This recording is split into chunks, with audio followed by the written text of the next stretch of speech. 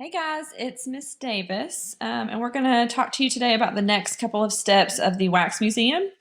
At this point, you have completed step one, which is the research.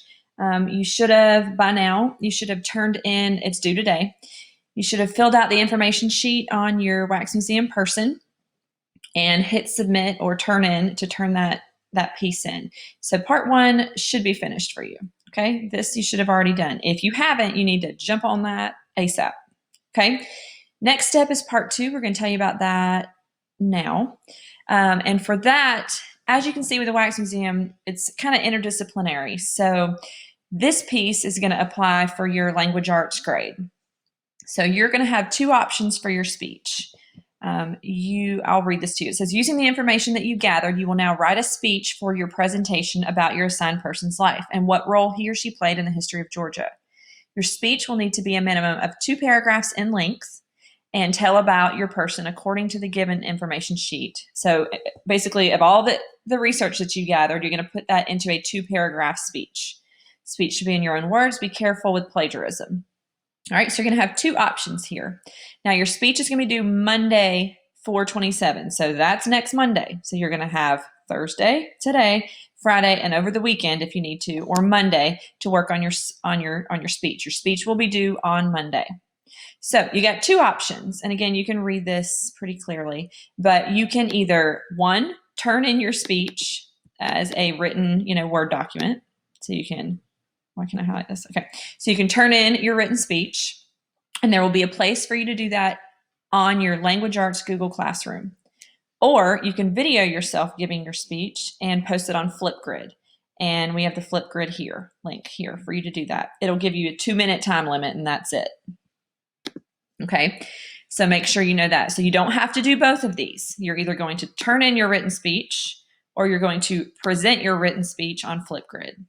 All right, one of the two. And again, you will turn that in to your ELA teacher, so either Miss Horton or Dr. Hell, and you'll see a post about that from them too.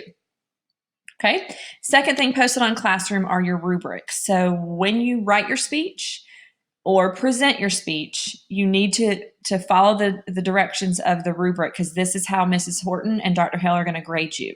So here's your written speech. If you choose to do the written speech, you're going to be graded in 4 criteria: delivery 1, spelling, grammar; delivery 2, organization; creativity; vocabulary.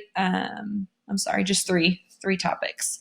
All right, and you can see if you're writing the speech, you need to get the highest score, at least 10 sentences. To get a 3, 8 sentences. To get a 2, 6 sentences, and so on. Okay, so please use this written speech rubric if you're going to write and turn in a written speech.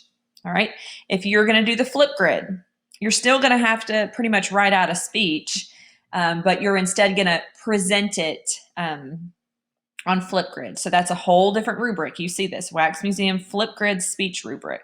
So instead, you'll be graded this way. Again, three ways. Delivery 1, which has to do with eye contact, looking at the camera. Delivery 2, which has to do with the way that you present, their volume, inflection, and then content. In other words, do you have relevant examples, facts, and so on? Okay, so depending on which way you do the speech, you're going to use 2 different rubrics. So you'll use this one if you're writing the speech, or this one if you're doing the Flipgrid. So please use those as you prepare your presentation. Okay, now this third part for science, you're going to get directions from your science teacher. It's just going to kind of relate to the Wax Museum. So make sure you check science for that piece of the project. Now, this last part is optional. It's extra credit. You do not have to do this, but hey, if you do, you're going to get anywhere. We're not quite sure how much extra credit, but you might get up to 20 or 30 points extra credit on your whole overall Wax Museum project, and that is creating a visual.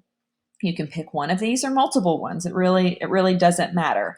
I'm about to lose time, so let me tell you this real quick. But you could dress up as the person, use something easy that you have at home. Please don't buy anything. You could create an infographic, make a paper doll, create a clay model. You could video a puppet show or something, create a reenactment of your famous person and an event from their history, draw or paint a picture.